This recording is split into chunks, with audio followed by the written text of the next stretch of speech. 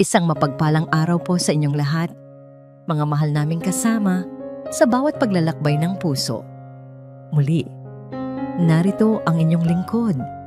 Handang magbahagi ng isang kwentong susubok sa ating pananaw at kakatok sa ating mga puso. Sabi nila, ang tunay na yaman daw ay hindi nasusukat sa dami ng salapi o sa taas ng kapangyarihan.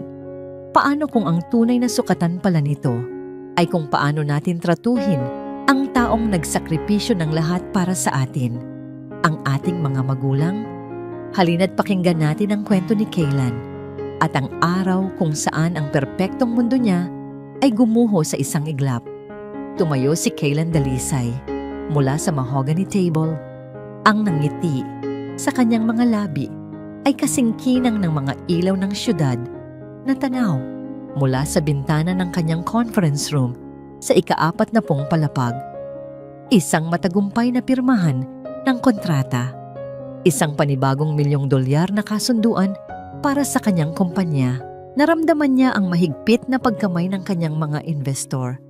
Ang mga salita ng papuri ay tila musika sa kanyang pandinig. Ngunit sa likod ng lahat ng tagumpay na yon, iisa lang ang nasa isip niya. Tapos na ang trabaho. Oras nang umuwi sa tunay na yaman niya.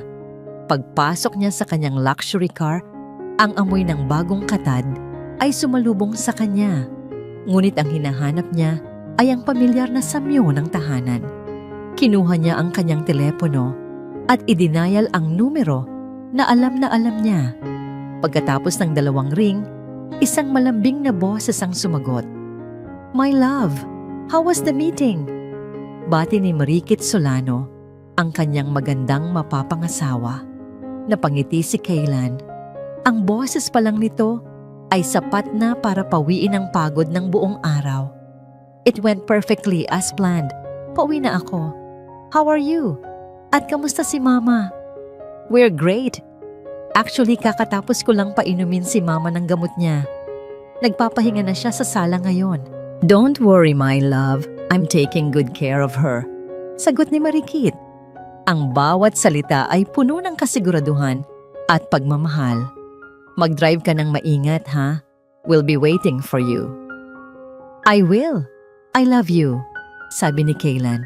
Ang puso niya'y nag-uumapaw sa saya. "I love you more," sagot nito bago ibaba ang tawag. Habang binabagtas niya ang kahabaan ng EDSA, hindi mapigilan ni Kaylan na isipin kung gaano siya kaswerte. Nasa kanya na ang lahat. Isang matatag na negosyo na pinaghirapan niya mula sa wala.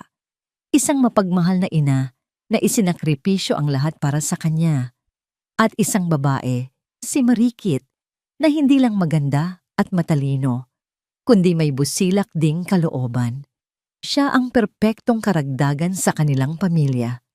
Sa tabi niya, sa passenger seat, ay nakalagay ang isang maliit na velvet box na naglalaman ng isang mamahaling kwintas para kay Marikit at isang magandang bouquet ng mga puting rosas para sa kanyang ina, si Liwayway. Plano niya itong ibigay bilang isang selebrasyon sa kanyang tagumpay. Pagdating niya sa tarangkahan ng Villa Hiraya, ang kanilang marangyang tahanan, dahan-dahan niyang ipinasok ang sasakyan at ipinarada ito sa isang sulok kung saan hindi ito agad makikita mula sa loob. Isang ideya ang biglang pumasok sa isip niya. Isang sorpresa. Gusto niyang makita ang reaksyon sa mga mukha ng 2 pinakamahalagang babae sa buhay niya. Dahan-dahan siyang bumaba ng sasakyan, dala-dala ang mga regalo. Sa halip na kumatok, kinuha niya ang kanyang telepono. Mayroon silang security camera system sa loob ng bahay. Isang bagay na iginiit niya para sa kaligtasan ng kanyang ina. Bubuksan niya ang app para silipin kung ano ang ginagawa nila sa sala. Habang naglo-load ang live feed sa kanyang screen, isang malawak na ngiti ang gumuhit sa kanyang mukha. Nai-imagine na niya ang eksena. Si Marikit na nagbabasa ng libro, habang si Mama Liwayway ay nanonood ng paborito nitong teleserye, isang payapang tagpo ng isang masayang pamilya. Nang sa wakas ay lumitaw ang imahe sa kanyang telepono, hindi ito ang inaasahan niya. Nakatayo si Marikit, nakapamewang, habang ang kanyang ina ay nakaupo sa silya, nakayuko. Bago pa man niya maproseso ang nakikita, ang audio mula sa telepono ay tumagos sa katahimikan ng gabi, kasing talim ng isang patalim. Hindi ito ang malambing na boses na narinig niya kanina. Ito ay isang boses na malamig, matigas, at puno ng pagkasuklam. "Ano ba? Tumayo ka nga dyan!" utos ni Marikit. Sumunod ang isang malakas na kalabog, tunog ng isang bagay na nabasag, at pagkatapos, isang tunog na yumanig sa buong pagkatao ni Kaylan, isang tunog na dumurog sa perpektong mundong kanyang binuo, isang pigil na hikbi, ang hikbi ng kanyang ina. Nakatayo si Kaylan sa kadiliman ng gabi. Ang tanging liwanag ay nagmumula sa screen ng kanyang telepono. Nanigas ang kanyang mga daliri sa pagkakahawak dito. Ang bawat pintig ng kanyang puso ay isang malakas na dagundong sa kanyang dibdib. Sinasabayan ang pagyanig ng kanyang mundo. Ang imahe sa screen ay malinaw na malinaw. Ang basag na piraso ng porselanas na tasa na nakakalat sa sahig, at ang kanyang ina, si Liwayway, na nanginginig habang pinupulot ang mga ito. Ngunit ang mas masakit pa sa nakikita niya ay ang kanyang naririnig. "Hindi ka na nakakatulong, nakakasira ka pa. Ang tanda-tanda mo na, pabigat ka pa rin." Ang boses ni Marikit, ang parehong boses na ilang minuto lang ang nakalipas ay puno ng lambing, ngayon ay puno ng lason. Bawat salita ay isang punyal na tumatarak ng diretso sa puso ni Kaylan. Pabigat. Ang salitang yon ay umalingaw-ngaw sa kanyang isipan.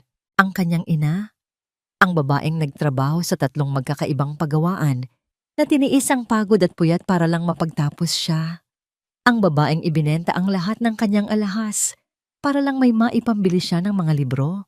Ang babaeng iyon, isang pabigat. Isang nanginginig na galit ang gumapang mula sa kanyang talampakan, paakyat sa kanyang buong katawan. Hindi niya namalayan, ang hinlalaki niya ay gumalaw sa screen. Pinipindot ang maliit na pulang bilog. Record. Isang kilos na hindi pinag-isipan.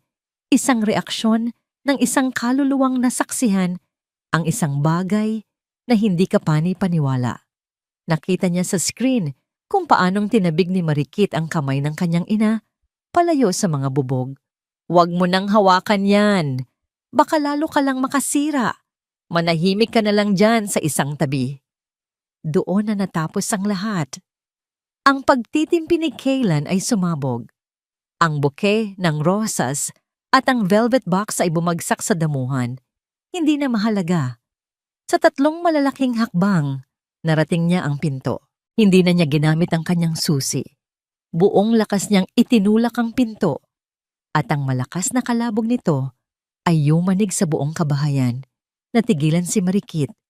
Ang itsura ng pagkagulat sa kanyang muka ay hindi peke. Mabilis itong napalitan ng isang pilit na ngiti, isang maskarang isinuot niya sa isang iglap. "My love, nandito ka na pala. Ginulat mo naman kami ni Mama," sabi niya. Ang boses ay muling bumalik sa pagiging matamis, sinusubukang pagtakpan ng kasinungalingan. "Nako, pasensya na sa kalat. Natabig lang ni Mama yung tasa." Ngunit hindi tumingin si Kaylan sa kanya. Ang mga mata niya, na ngayon ay nag-aapoy sa galit, ay nakatuon lamang sa isang tao. Nilagpasan niya si Marikit na parabang hangin lamang ito. Lumuhod siya sa harap ng kanyang ina. Ang malaki niyang katawan ay nagsilbing panangga. Hinawakan niya ang nanginginig na mga kamay nito. "Ma!" bulong niya. Ang boses niya ay basag, puno ng sakit at pagsisisi. "Okay ka lang po ba? May masakit po ba sa inyo?" Umiling si Liwayway. Ang mga luha ay tuluyan ng bumuhos mula sa kanyang mga mata. Dahan-dahang itinayo ni Kaylan ang kanyang ina at inalalayan ito paupo sa malambot na sofa. Tanging sa mga sandaling iyon, nang masiguro niyang ligtas na ang kanyang ina, sa kanya hinarap ang babaeng kanyang pakakasalan. Ang tingin na ibinigay niya kay Marikit ay walang emosyon, malamig, nakakamatay. Isang tingin na hindi pa nito nakikita kailanman. Dahan-dahan niyang hinubad ang mamahaling engagement ring mula sa daliri nito. Hindi niya ito ibinigay. Binitiwan niya ito. Ang singsing ay gumulong sa makintab na sahig na gawa sa marmol. Ang tunog ng pagbagsak nito ay isang deklarasyon ng katapusan. "Umalis ka sa pamamahay ko," sabi ni Kaylan. Ang bawat salita ay mabigat at may diin. Walang sigaw. Isang utos lamang na hindi maaaring suwayin. Ngayon din, nanlaki ang mga mata ni Marikit. Ang kanyang pagkukunwari ay nagsimulang gumuho. "Kaylan, love, what are you talking about? Let me explain. Hindi yan yung iniisip mo." Hindi siya pinansin ni Kaylan. Ang tanging nakikita niya ay ang imahe ng kanyang inang umiiyak. Nang makita ni Marikit na wala ng pag-asa, ang kanyang mga luha ng pagkukunwari ay natuyo. Ang takot sa kanyang mga mata ay napalitan ng isang bagay na mas madilim. Puot. Kinuha niya ang kanyang bag. Ang bawat galaw ay puno ng galit. Pagdating niya sa may pinto, huminto siya at lumingon. Wala na ang maskara. Ang babaeng nakatayo roon ngayon ay isang estranghero. Isang estrangherong may mapanganib na ngisi sa labi. "Pagsisisihan mo to, Kaylan," sabi niya. Ang boses ay puno ng pagbabanta. "Sisiguraduhin ko yan." At sa huling pagkakataon, ang pinto ng Villa Hiraya ay sumara para sa kanya. Nag-iwan ng isang nakabibinging katahimikan at isang durog na puso. Nang sumara ang pinto, ang katahimikan sa loob ng Villa Hiraya ay naging mabigat, halos nakakabingi. Ang tanging maririnig ay ang mahinang paghikbi ni Liwayway at ang mabilis na paghinga ni Kaylan na pinipigilan ang sariling galit. Ang amoy ng pabango ni Marikit ay naiwan pa sa hangin. Isang mapait na paalala ng kasinungalingang ilang sandali lang ay naghari sa tahanang iyon. Dahan-dahang lumapit si Kaylan sa kanyang ina. Nakita niya ang isang maliit na galos sa braso nito. Marahil ay mula sa pagkakabunggo sa mesa o sa pagkakadulas. Kumuha siya ng first aid kit mula sa ilalim ng isang cabinet. Ang kanyang mga galaw ay kalmado, ngunit ang kanyang mga kamay ay nanginginig. Umupo siya sa tabi nito at maingat na nilinisan ang sugat. Hindi sila nagsasalita. Sa bawat dampi ng bulak na may gamot, nararamdaman niya ang pagsisisi na gumuguhit sa kanyang dibdib. Bakit hindi niya ito napansin? Paano niya nagawang maging bulag? "Ma, pasensya na po." Sa wakas ay basag niyang sinabi. "Patawarin niyo po ako." Umiling si Liwayway. Ang mga luha ay patuloy na dumadaloy sa kanyang mga pisngi na may kulubot. "Wala kang kasalanan, anak. Ako ang dapat humingi ng tawad." Kumunot ang noo ni Kaylan. "Bakit po, Ma? Wala po kayong ginawang masama." Huminga ng malalim si Liwayway, tila nag-iipon ng lakas. Hindi ito ang unang beses, Kaylan. Ang mga salitang iyon ay tumama kay Kaylan na parang isang malakas na suntok sa sikmura. Ang galit na nararamdaman niya kanina ay napalitan ng isang malamig na takot. Anong ibig na niyong sabihin?" Biglang nag-flashback sa isipan ni Kaylan ang mga maliliit na bagay na hindi niya pinansin noon. Isang beses, may nakita siyang maliit na pasa sa braso ng ina. Ang sabi nito ay naipit lang sa pinto.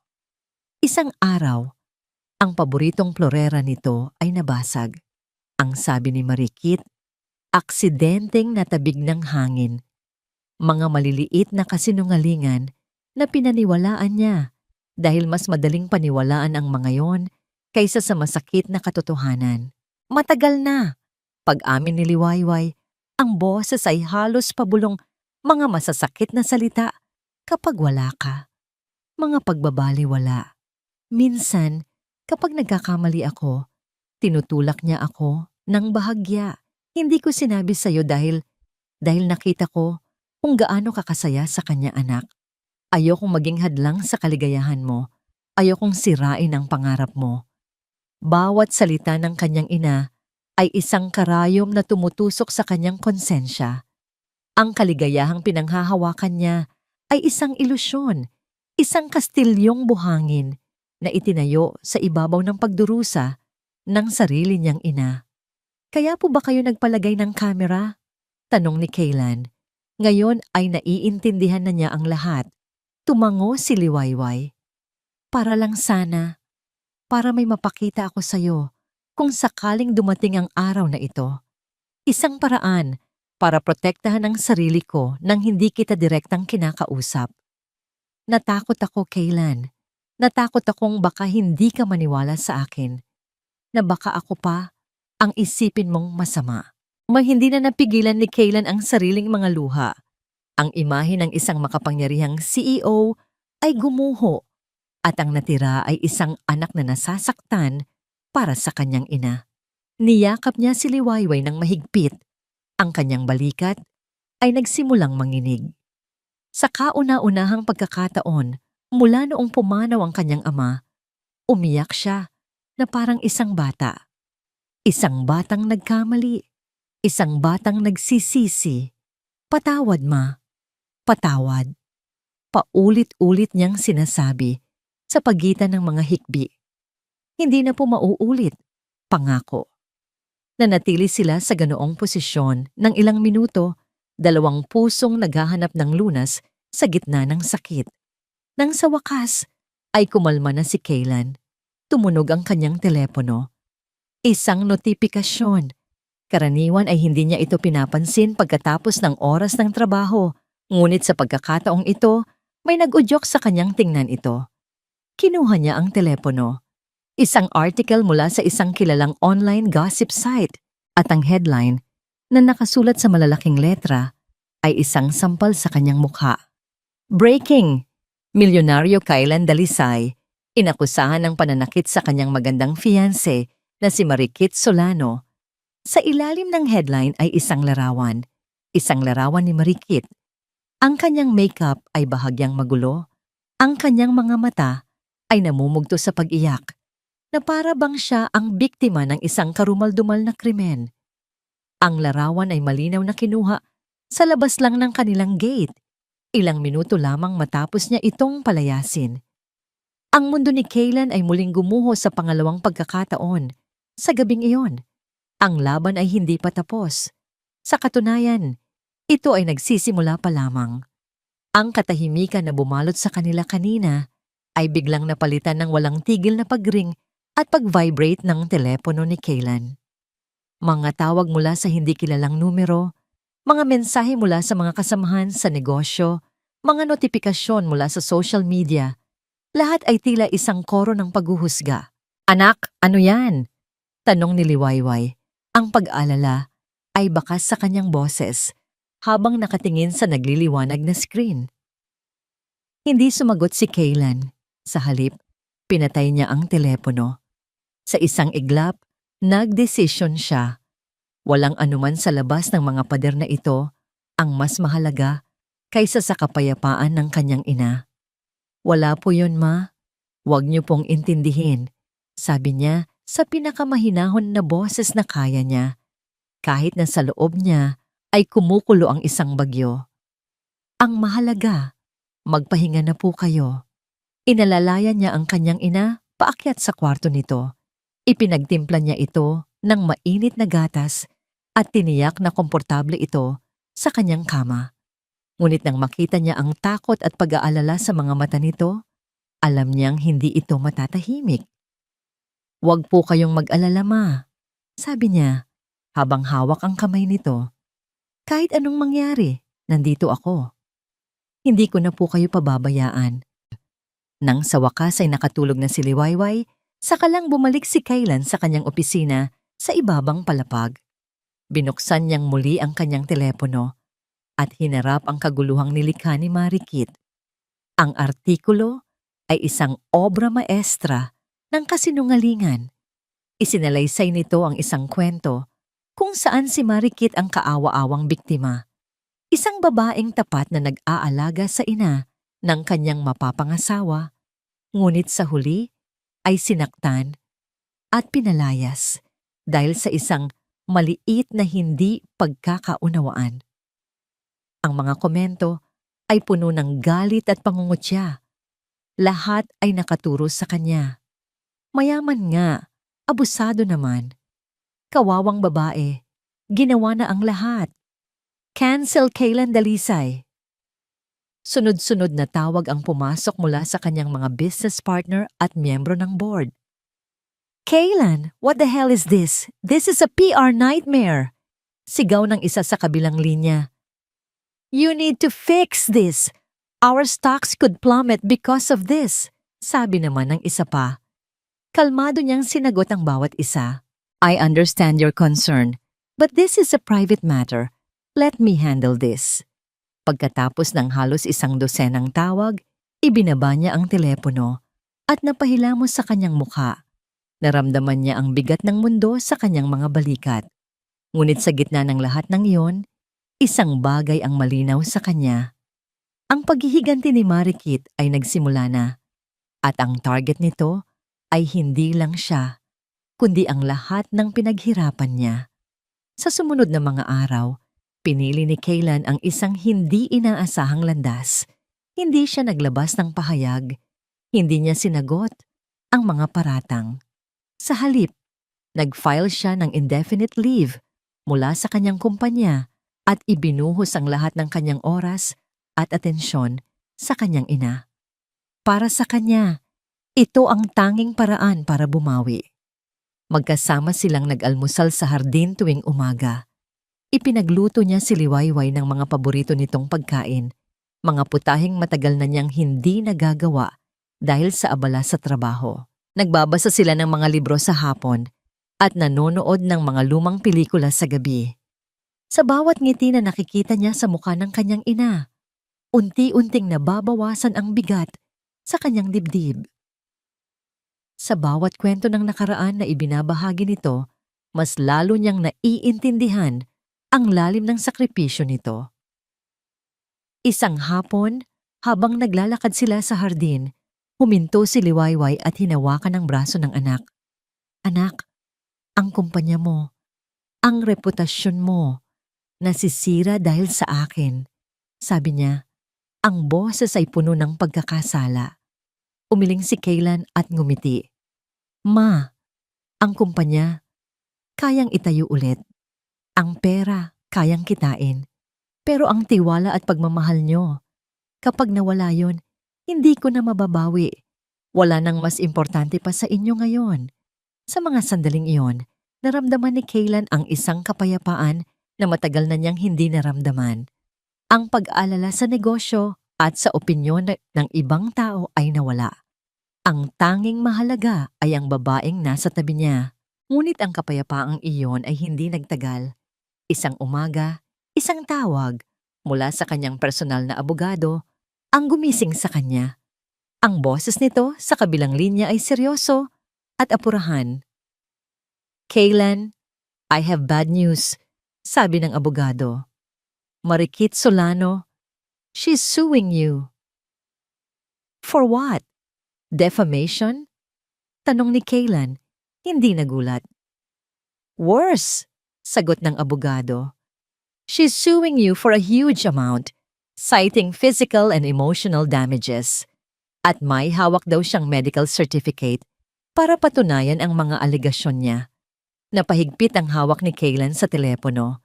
Alam niyang sinungaling si Marikit, ngunit hindi niya akalain na aabot ito sa ganitong punto. Isang kaso, isang korte, isang laban na hindi na lang sa social media, kundi sa harap na ng batas. Kinagabihan, habang mahimbing na natutulog si Kaylan sa kanyang silid, hindi mapakali si Liwayway. Dahan-dahan siyang bumangon mula sa kanyang kama. Ang bawat galaw ay maingat upang hindi makalikha ng ingay. Ang balita tungkol sa demanda ni Marikit ay kumalat na. At kahit anong pilit ni Kaylan na itago ito sa kanya, narinig niya ang pag-uusap nila ng abogado sa telepono kaninang umaga. Naglakad siya patungo sa bintana ng kanyang silid kung saan tanaw ang malawak na hardin na naliligo sa liwanag ng buwan. Ang Villa Hiraya, ang bunga ng lahat ng paghihirap ng kanyang anak. Ngayon, Ang lahat ng ito ay nanganganib na mawala dahil sa isang kasinungalingan, isang kasalanan ang gumuhit sa kanyang puso, isang pakiramdam na siya ang dahilan ng lahat.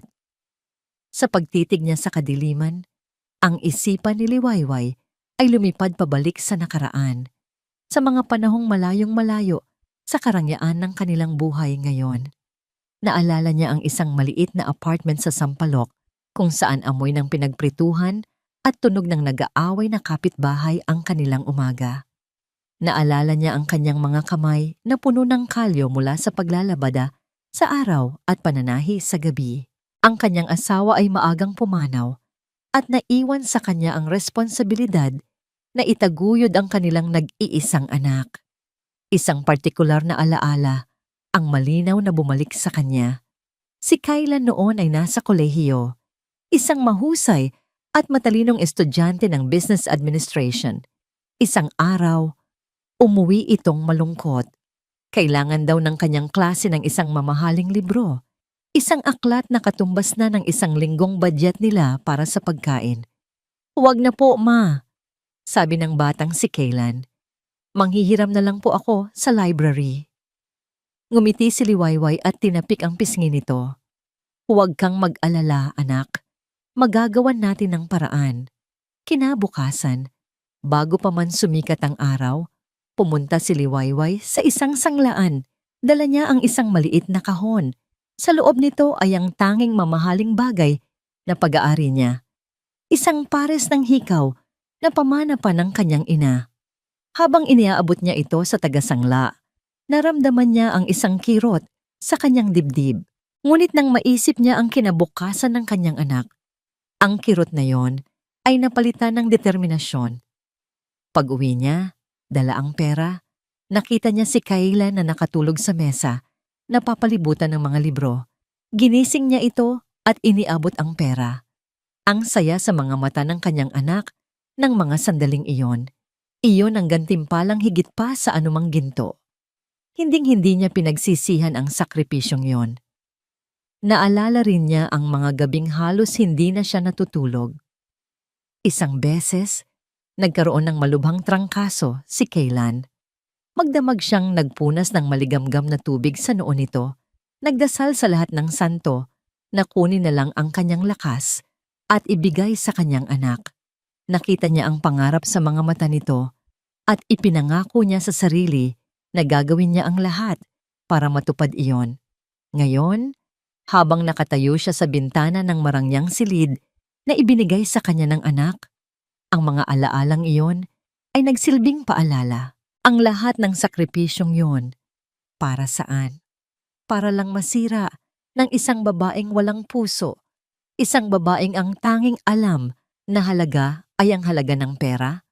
Dahan-dahan siyang lumabas ng kanyang silid at naglakad patungo sa silid ni Kaylan. Bahagya niyang binuksan ang pinto. Nakita niya ang kanyang anak na natutulog, ngunit kahit sa pagtulog, baka sa mukha nito ang pagod at bigat ng problema. Hindi niya mapigilan ang sarili. Pumasok siya at umupo sa gilid ng kama. Hinaplos niya ang buhok nito, tulad ng ginagawa niya noong bata pa ito. "Panginoon," bulong niya sa hangin, "huwag niyo po siyang pababayaan. Ibinigay ko na po ang lahat para sa kanya. Kung mayroon pa mang natitirang lakas sa akin, ibigay niyo na rin po sa kanya. Kaya niya po yan. Alam kong kaya niya." Habang nagdarasal siya, isang tunog mula sa ibaba ang nakakuha ng kanyang atensyon. Isang teleponong nagri-ring. Alam niyang hindi ito ang telepono ni Kaylan. Marahil ay ang landline. Dahan-dahan siyang bumaba. Sinundan niya ang tunog na nagmumula sa opisina ni Kaylan. Nag-aalangan man, sinagot niya ito. Isang boses ng lalaki ang narinig niya. "Kaylan, this is Arthur from the board. I know it's late, but this is urgent. May kumakalat na balita. Isang anonymous source ang nagsabi na may financial anomaly daw sa kumpanya. The investors are panicking. We're facing a massive pullout of funds." Nanlamig ang buong katawan ni Liwayway. Hindi lang ito tungkol sa isang personal na iskandalo. Ang buong pundasyon ng pinaghirapan ng kanyang anak ngayon ay unti-unti nang ginigiba. Sa isang penthouse suite ng isang five-star hotel sa Makati, ang tunog ng halakhak ay sumasabay sa pagtagay ng dalawang champagne glass. Si Marikit Solano, malayo sa imahe ng isang kaawa-awang biktima, ay nakasuot ng isang eleganteng pulang bestida. Ang kanyang mga mata ay nagniningning sa tagumpay. To us, sabi niya, itinaas ang kanyang kopita. To a perfect execution. Sa harap niya, isang lalaking nakangisi, si Julian de Villa, isang makisig, ngunit may mapanganib na aura na negosyante. Siya ay matagal ng anino sa mundo ng negosyo, isang kilalang kakumpetensya ni Kaylan Dalisay. To a beautiful and brilliant partner in crime. Sagot ni Julian, ang kanyang mga mata ay sinusuri si Marikit na para bang isang tropeyo. I have to admit, Marikit, you are more ruthless than I thought. The medical certificate, a stroke of genius. Tumawa si Marikit, isang tawang walang kagalakan. A small price to pay, isang maliit na aksidente sa hagdanan, at mayroon na akong katibayan na magagamit laban sa kanya. Mahina si Kaylan. Ang kahinaan niya ay ang kanyang konsensya. Si Julian ang lihim na kakampi ni Marikit. Siya rin ang kanyang nakaraang karelasyon. Isang relasyong itinago nila habang si Marikit ay nakikipag-ugnayan kay Kaylan. Ang plano ay simple mula sa simula. Paibigin si Kaylan, pakasalan ito, at pagkatapos ay gamitin ang impluwensya nito para pabagsakin ang kumpanya mula sa loob, na magbibigay daan kay Julian na dominahin ang industriya. Ngunit ang biglaang pagpapalayas ni Kaylan kay Marikit ay nagpabilis sa kanilang mga plano. Ang balita tungkol sa financial anomaly, kumalat na ba? Tanong ni Marikit habang sumisimsim ng champagne. Like wildfire, pagmamalaki ni Julian, my people planted the seeds of doubt perfectly. Sa ngayon, ang board of directors ni Kaylan ay parang mga daga sa isang nasusunog na barko. They are pressuring him to settle with you just to make the bad press go away. At kapag pumayag siyang makipag-areglo, hihingin ko ang kalahati ng yaman niya. Dugtong ni Marikit. Ang kasakiman ay kumikinang sa kanyang mga mata. At kapag nanghina na ang kumpanya niya dahil doon, papasok ka at bibilhin ang lahat sa pinakamababang halaga. A perfect plan, sabi ni Julian. Ngunit sa likod ng kanyang mga ngiti, may ibang motibo. Hindi niya mahal si Marikit. Para sa kanya, si Marikit ay isang kasangkapan lamang. Isang maganda at epektibong kasangkapan para sirain ang kanyang pinakamatinding karibal. Ang tunay na dahilan ng kanyang galit kay Kaylan ay mas malalim. Isang inggit na matagal na niyang kinikimkim sa tagumpay at sa malinis na reputasyon nito. Alam mo, minsan iniisip ko, sabi ni Marikit, ang kanyang tono ay nagbago, naging mas mapait. Ang matandang yon. Kung hindi lang dahil sa kanya, kasal na sana kami ni Kaylan ngayon. Mas madali sana ang lahat. Forget about the old woman, sabi ni Julian, walang pakialam. She is irrelevant. Ang mahalaga ay ang susunod nating hakbang. Ngunit para kay Marikit, hindi iyon ganoon kasimple. Ang imahe ni Liwayway, ang babaeng kumakatawan sa lahat ng bagay na kinasusuklaman niya. Kahirapan, simpleng pamumuhay at sakripisyo ay patuloy na bumabagabag sa kanya. Lumaki si Marikit sa isang pamilyang minsang naging mayaman, ngunit biglang bumagsak. Ang alaala ng pagkakaroon ng lahat at bigla ang pagkawala nito ang nagtulak sa kanya na gawin ang lahat para makuha muli ang marangyang buhay. Kahit pa mga hulugan ito ng pagtapak sa ibang tao. Kinuha ni Marikit ang kanyang telepono. Oras na para bigyan siya ng huling pagpipilian. Nag-type siya ng isang mensahe. Ang bawat letra ay puno ng kayabangan at panunot. Tu Yiyito. Kaylan Dalisay. Subject. Isang simpleng solusyon. My love, I heard about your company's troubles. Nakakalungkot isipin. Pero alam mo, may isang madaling paraan para matapos ang lahat ng ito. Ang kaso, ang media, ang pagbagsak ng kumpanya mo, lahat yan ay pwedeng mawala. Marry me, as planned. Give me what you promised, and I will make all your problems disappear. It's a simple choice, Kaylan. Ang pride mo o ang lahat ng pinaghirapan mo, waiting for your answer. Pinindot niya ang send at muling ngumisi. Para sa kanya, ito na ang huling pako sa kabaong. Sa pagkakakilala niya kay Kaylan, alam niyang ang kumpanya nito ay parang anak na rin at walang amang hahayaang mamatay ang kanyang anak. Checkmate! Bulong niya sa sarili. Habang hindi namamalayan ang malamig na tingin ni Julian sa kanya, isang tingin ng isang taong naghihintay lang ng tamang oras para itapon ang isang kasangkapang hindi na niya kakailanganin. Ang mga sumunod na araw ay tila isang walang katapusang bangungot para kay Kaylan. Ang bawat paggising niya ay isang paalala ng unti-unting pagguho ng mundong kanyang binuo. Ang balita tungkol sa financial anomaly, kahit na walang basihan, ay nagdulot ng panik sa merkado. Ang stock value ng kanyang kumpanya ay bumagsak ng husto at ang mga investor na dati pumupuri sa kanya ay ngayon isa-isang tumatalikod.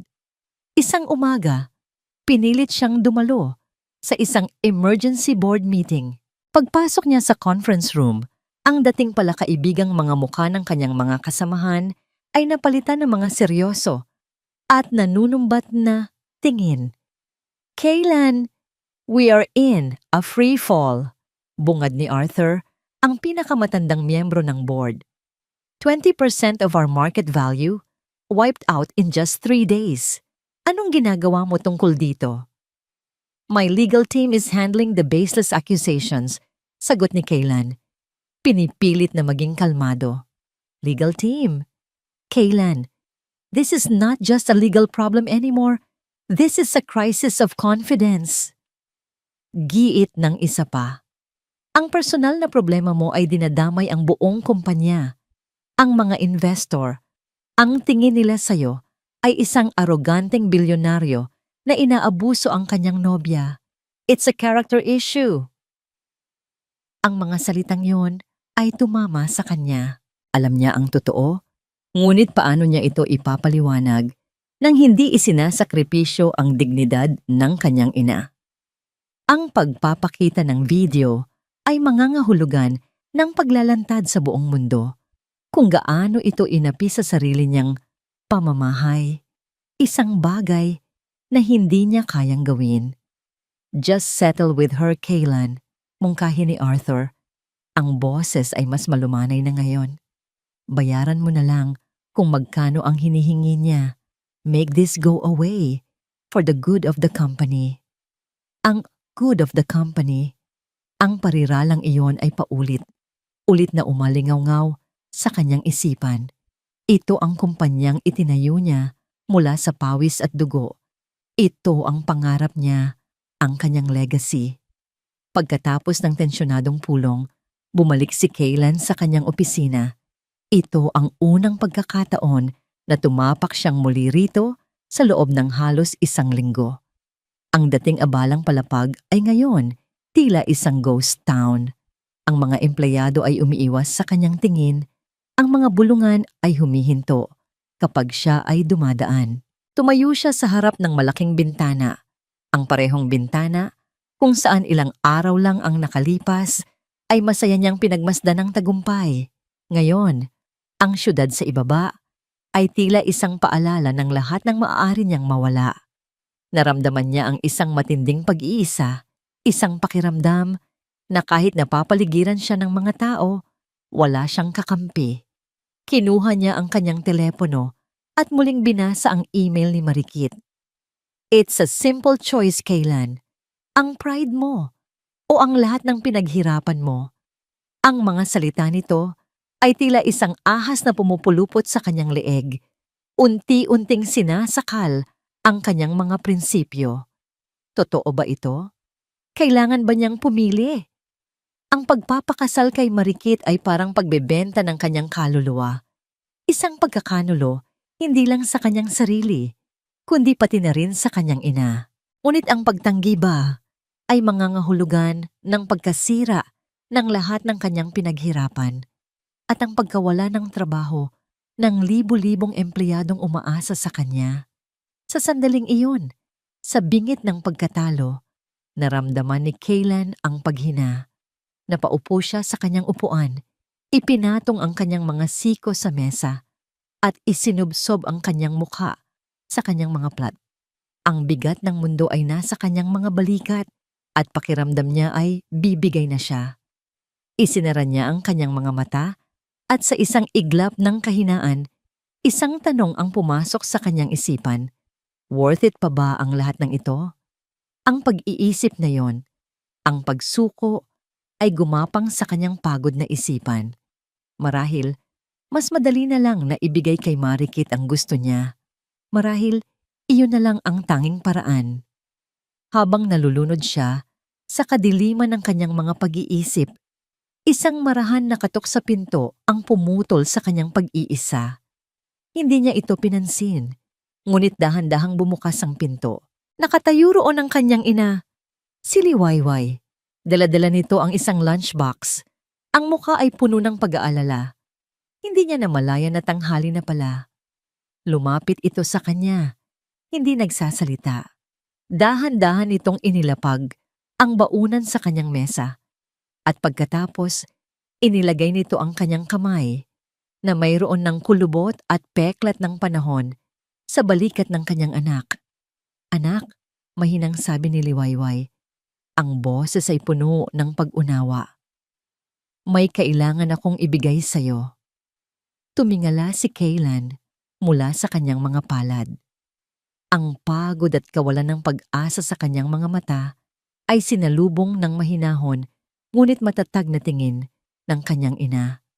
Dinala ni Liwayway ang isang upuan at umupo sa tapat niya. Hindi inaalis ang kamay sa kanyang balikat. Anak, nakikita ko ang bigat sa puso mo. Simula ni Liwayway, ang boses ay malumanay na tila isang pamilyar na himig. Naririnig ko ang sinasabi nila para sa kabutihan ng kumpanya. Pero hayaan mong tanungin kita, Kaylan. Ano ba ang kumpanya?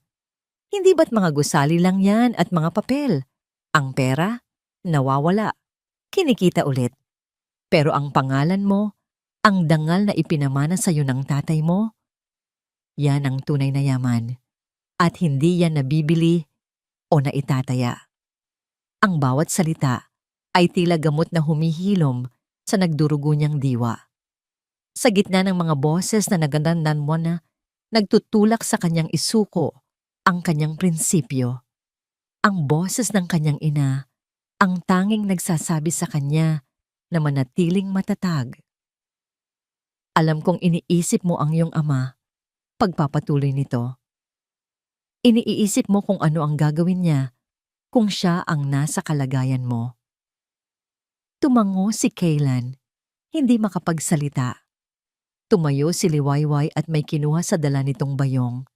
Isang maliit, luma, at may kalumaan ng kahon na yari sa nara. Inilapag niya ito sa ibabaw ng makintab na mesa ni Kaylan, isang piraso ng nakaraan sa gitna ng modernong kasalukuyan. Bago siya pumanaw, sabi ni Liwayway, ibinilin niya ito sa akin. Sabi niya, ibigay ko raw sa iyo sa araw na kakailanganin mo ng gabay, sa araw na malimutan mo kung sino ka. Sa tingin ko, ngayon ang araw na yon. Dahan-dahan, binuksan ni Kayla ng kahon. Ang amoy ng lumang papel at mga tuyong alaala ay sumalubong sa kanya. Sa loob, nakasalansan ang mga lumang litrato, mga sulat, at ilang mga medalya mula sa eskwelahan. Ngunit ang nakakuha ng kanyang pansin ay isang itim na leather-bound notebook. Simple lang ito, walang marka. Ngunit ramdam niya ang bigat nito. Hindi lang sa timbang, kundi sa kahulugan.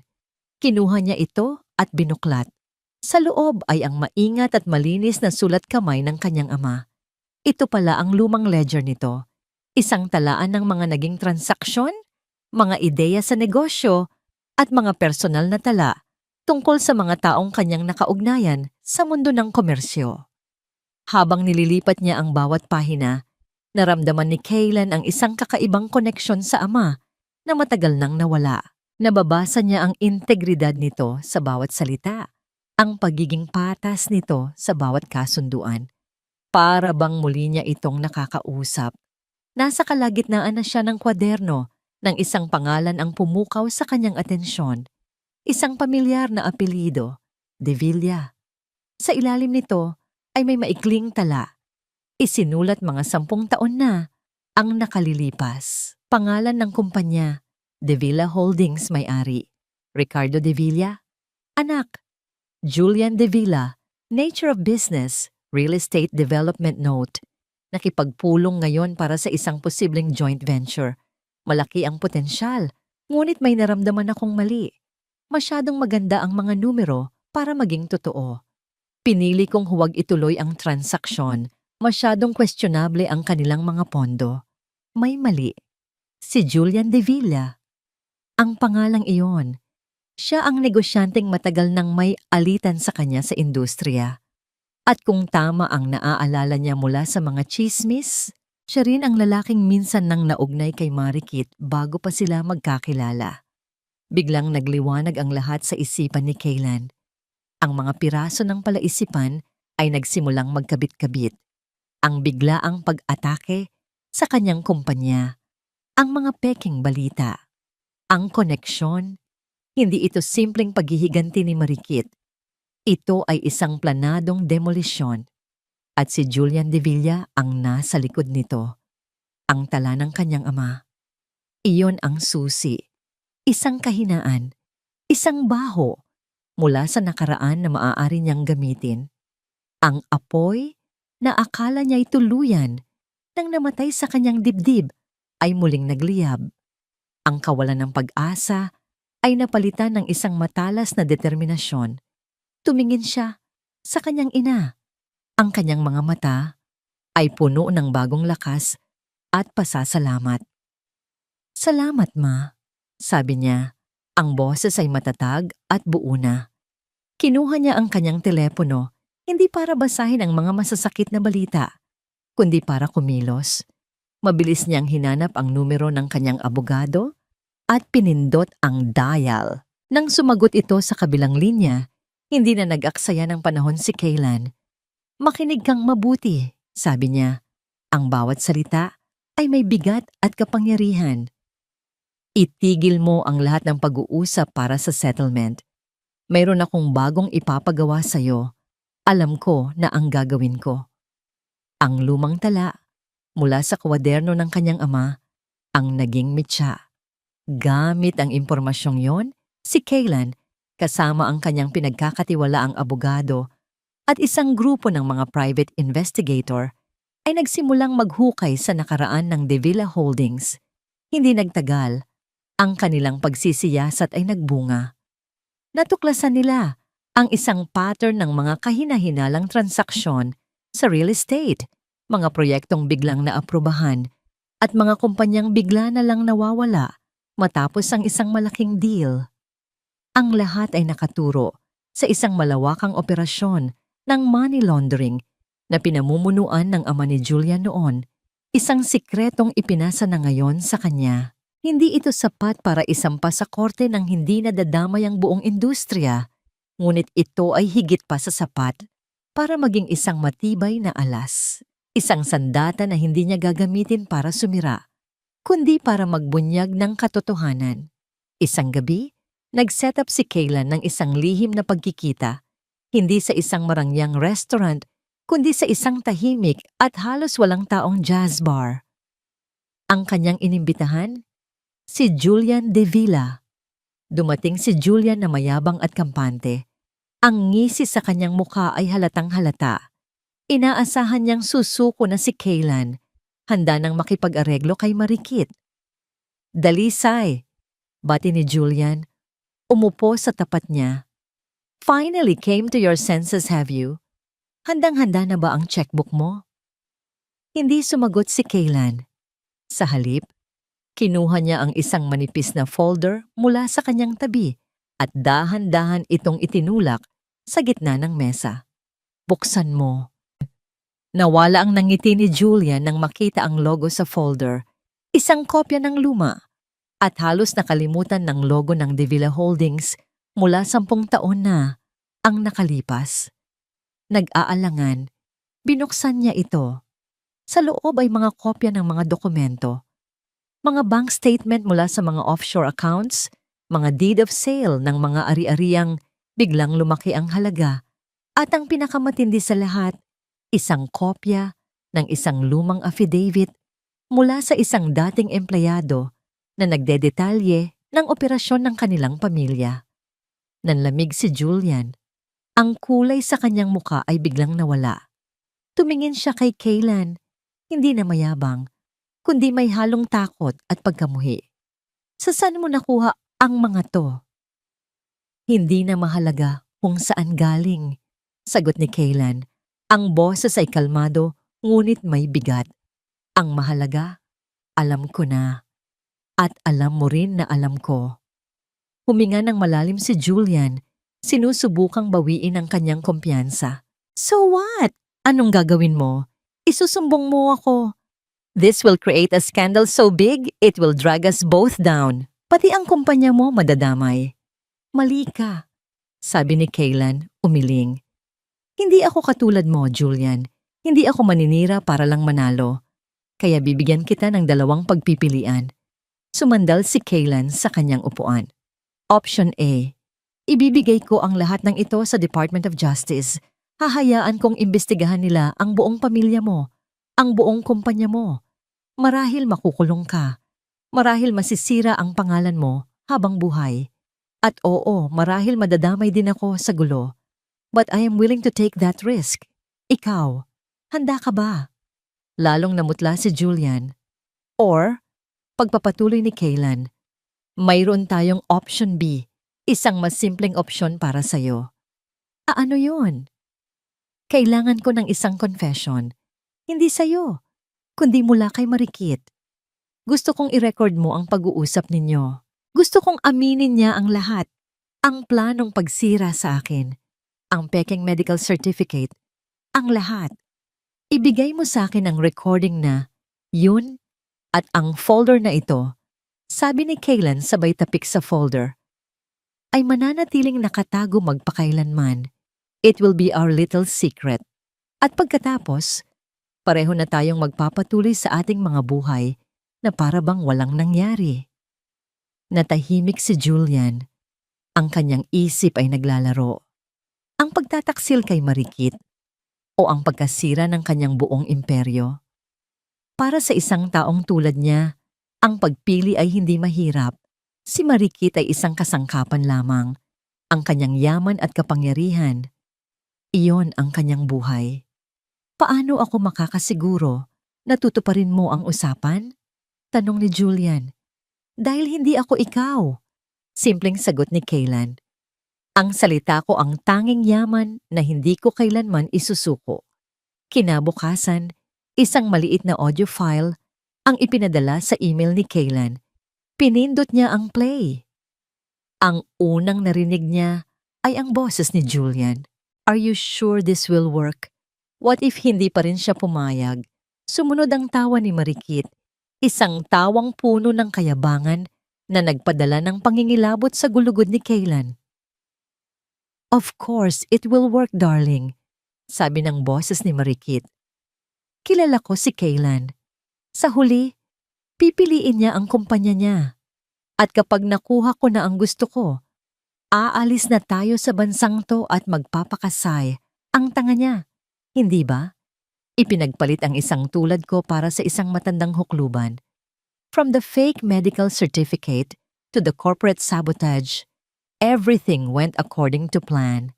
Napapikit si Kaylan. Masakit pakinggan. Ngunit ito na ang katibayan na kailangan niya. Ang huling baraha. Ang alas na tatapos sa lahat ng kasinungalingan. Hawak na niya ang katotohanan. Oras na para ilantad ito. Ang conference room ng Dalisay Corporation ay puno ng tensyon. Ang hangin ay mabigat, halos mahirap hingahan. Nakaupo sa paligid ng mahabang mesa ang buong board of directors. Ang kanilang mga mukha ay seryoso at hindi mabasa. Sa isang dulo, nakaupo si Kaylan, kalmado at tahimik. Sa kabilang dulo, naroon si Marikit, kasama ang kanyang abogado. Ang kanyang postura ay puno ng kumpiyansa na para bang siya ang reyna sa isang larong ahas.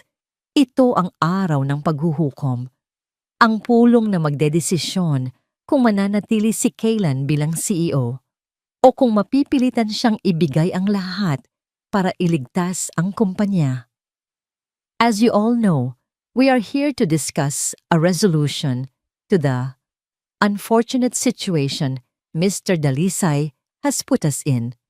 Simula ng abogado ni Marikit, idinidiin ang bawat salita para ipamukha ang pagkakasala. My client, Ms. Solano, has been a victim of immense emotional and physical distress. Ngunit, sa kabila ng lahat, handa siyang makipag-areglo. Inilatag ng abogado ang kanilang mga tuntunin, isang malaking halaga ng pera, isang pampublikong paghingi ng tawad mula kay Kaylan, at ang paglilipat ng ilang porsyento ng shares ng kumpanya sa pangalan ni Marikit. Ito ay hindi isang areglo. Ito ay isang pangingikil. Tumingin si Arthur at ang ibang miyembro ng board kay Kaylan. Ang kanilang mga mata ay nagtatanong. Nagmamakaawa na tapusin na lang ang gulo. Ngumiti si Marikit, isang nangiting mapang-asar. Alam niyang nasa kanya ang lahat ng baraha. O iyon ang akala niya. Thank you for your generous offer. Nagsalita si Kaylan sa wakas. Ang kanyang boses ay matatag at malinaw. Pinuputol ang tensyon sa silid. But I have a counter-offer. Tumayo siya. Hindi siya tumingin sa kanyang mga kasamahan sa board.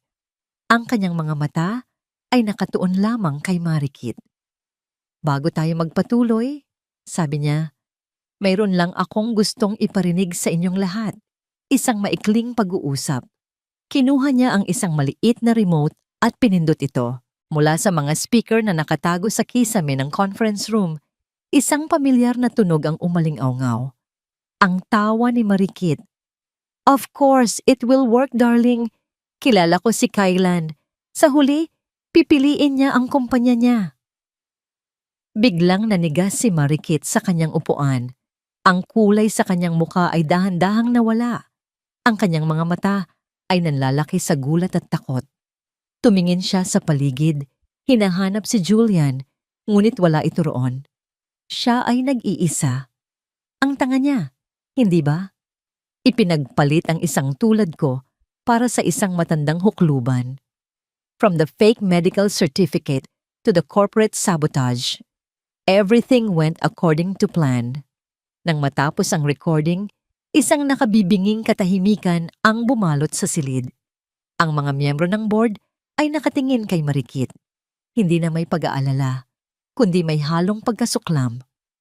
Ang kanyang abogado ay hindi makapagsalita. Ang kanyang bibig ay bahagyang nakabukas. Ano yan? Bulong ni Marikit. Ang boses ay nanginginig. That's fake. That's edited. Peke ba? Tanong ni Kaylan. Ang kanyang boses ay malamig. Kung ganoon, marahil ito ay mas kapani-paniwala. Muli niyang pinindot ang remote. Ang malaking screen sa likod niya, na karaniwang ginagamit para sa mga presentasyon ng negosyo, ay biglang nagliwanag. At ang imahe na lumitaw ay ang sala ng Villa Hiraya. Ang eksena ay pamilyar na kay Kaylan, ngunit sa bawat panunood niya, ang sakit ay naroon pa rin. Nakita ng lahat sa silid ang pagtayo ni Marikit, ang pagtulak niya sa tasa, ang pagsigaw niya sa isang matandang babae na walang kalaban-laban. Narinig nila ang bawat masasakit na salita. Ang tanda-tanda mo na, pabigat ka pa rin. Iyon ang huling salita na narinig bago pinatay ni Kaylan ang video. Hindi na kailangang ipakita pa ang kabuuan. Ang katotohanan ay nailantad na sa pinakamalinaw at pinakamasakit na paraan. Walang sino man sa silid ang gumalaw. Walang sino man ang humihinga. Ang lahat ng mga mata ay nakatuon kay Marikit, na ngayon ay nakayuko. Ang kanyang magandang mukha ay nababalutan ng anino ng kanyang kabiguan. Ang kanyang perpektong mundo ay gumuho sa isang iglap, sa harap mismo ng mga taong gusto niyang bilugin. Si Arthur, ang pinuno ng board, ang unang tumayo. Hindi siya tumingin kay Kaylan. Ang kanyang mga mata, puno ng galit at kahihiyan, ay nakatutok kay Marikit. "Security," sabi niya sa intercom. "Dalhin niyo ang babaeng ito palabas ng gusali." "Hindi! Hindi niyo pwedeng gawin to sa akin!" Sigaw ni Marikit habang hinihila siya ng 2 security guard. Ang kanyang ganda at composure ay nawala, napalitan ng desperasyon. "Kaylan! Pagsisisihan mo to! Babalikan kita!" Ang kanyang mga sigaw ay unti-unting humina habang siya ay inilalabas sa conference room, hanggang sa ang tanging naiwan na lang ay katahimikan. Tumayo si Kaylan. Hindi siya nakaramdam ng saya. Hindi siya nakaramdam ng tagumpay. Ang tanging naramdaman niya ay isang malungkot na kapayapaan. Tapos na ang laban. Tumingin siya sa mga kasamahan niya sa board, na ngayon ay nakatingin sa kanya ng may bagong paggalang. "My apologies for the inconvenience," sabi niya. "Now, shall we proceed with the real business of this company?" Ilang buwan ang lumipas. Ang iskandalong yumanig sa Dalisay Corporation ay unti-unti nang humupa. Napalitan ng mga balita tungkol sa mga positibong pagbabagong ipinatupad ni Kaylan. Ang bagyo ay lumipas na at ang naiwan ay isang mas malinaw na kalangitan. Ngunit ang pinakamalaking pagbabago ay hindi nangyari sa loob ng mga conference room, kundi sa puso ni Kaylan. Isang maaraw na hapon, nakatayo si Kaylan sa entablado sa harap ng isang bagong tayong gusali.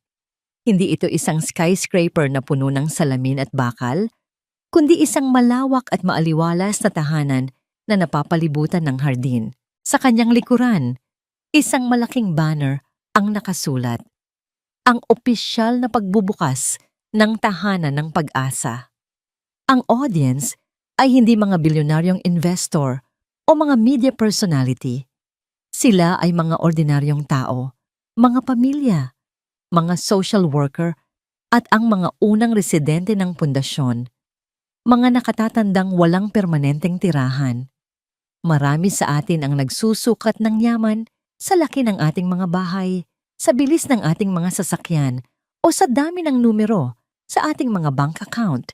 Simula ni Kaylan, ang kanyang boses ay kalmado at puno ng sinseridad. "Inamin ko, minsan ay naging isa rin ako sa kanila, ngunit itinuro sa akin ng buhay ang isang mas mahalagang aral." Ang kanyang mga mata ay napunta sa unahang hilera kung saan nakaupo ang kanyang ina, si Liwayway. Nakasuot ito ng simpleng bestida, ngunit sa mga mata ni Kaylan, siya ang pinakamarangal na babae sa buong mundo. Ang tunay na yaman, pagpapatuloy niya, ay nasusukat sa kung paano natin pinapahalagahan ang mga taong nagbigay buhay sa atin. Nasusukat ito sa dignidad na ibinibigay natin sa mga taong isinakripisyo ang kanilang kabataan para sa ating kinabukasan. Ang tahanan ng pag-asa ay hindi lamang isang gusali. Ito ay isang pangako. Isang pangako na sa lipunang ito, walang magulang ang dapat maramdamang sila ay isang pabigat. Isang masigabong palakpakan ang umalingaw-ngaw. Pagkatapos ng seremonya, nilapitan ni Kaylan ang kanyang ina at niyakap ito. "I'm so proud of you, anak," sabi ni Liwayway, may mga luha ng kagalakan sa kanyang mga mata. Sa mga sumunod na linggo, mas madalas nang makita si Kaylan na wala sa opisina. Madalas ay nasa parke sila ni Liwayway, naglalakad-lakad habang nagkukwentuhan tungkol sa mga simpleng bagay. Minsan, bibili sila ng sorbetes mula sa isang naglalakong mama at uupo sa isang bench habang pinapanood ang mga batang naglalaro.